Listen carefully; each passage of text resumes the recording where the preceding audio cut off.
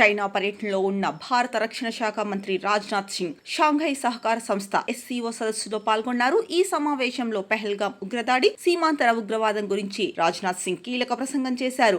అనంతరం సమావేశానికి సంబంధించిన జాయింట్ డాక్యుమెంట్ ను ఆయన ముందుంచారు. అయితే అందులో పెహల్గాం దాడి ప్రస్తావన లేకపోవడంతో ఆ డాక్యుమెంట్ పై సంతకం చేసేందుకు రాజ్నాథ్ నిరాకరించారు. దీంతో సంయుక్త ప్రకటనను రద్దు చేయాల్సి వచ్చింది. ఎందుకు సంతకం చేయలేదు, ఎందుకు రద్దు చేయాల్సి వచ్చిందో ఒకసారి చూస్తే, చైనాలోని క్వింగ్డావోలో షాంఘై సహకార సంస్థ సభ్య దేశాల రక్షణ మంత్రిత్వ స్థాయి సదస్సు నిర్వహించారు. ఈ సదస్సుకు చైనా అధ్యక్షత వహిస్తోంది. ఇందులో ఆతిథ్య దేశంతో పాటు భారత్, పాకిస్తాన్ తో పాటు 10 సభ్య దేశాల రక్షణ మంత్రులు పాల్గొన్నారు. Belarus, Iran, Kazakhstan, Kyrgyzstan, Russia, Tajikistan, Uzbekistan ఈ ఆర్గనైజేషన్ లో సభ్య దేశాలుగా ఉన్నాయి.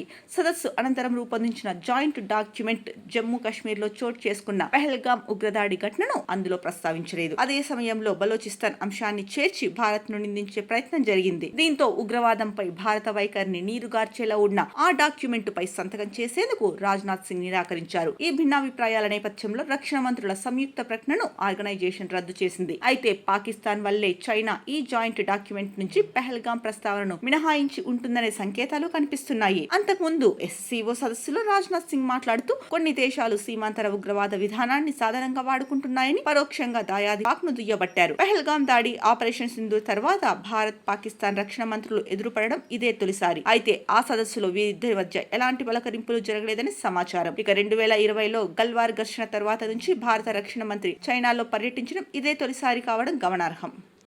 Actually, I believe that the biggest challenge that we are facing in our region are related to peace, security and trust deficit. And the root cause of these problems is increasing radicalization, extremism and terrorism. Actually, peace and prosperity cannot coexist with terrorism and the proliferation of weapons of the mass destruction in the hands of the non-state actors and the terror groups.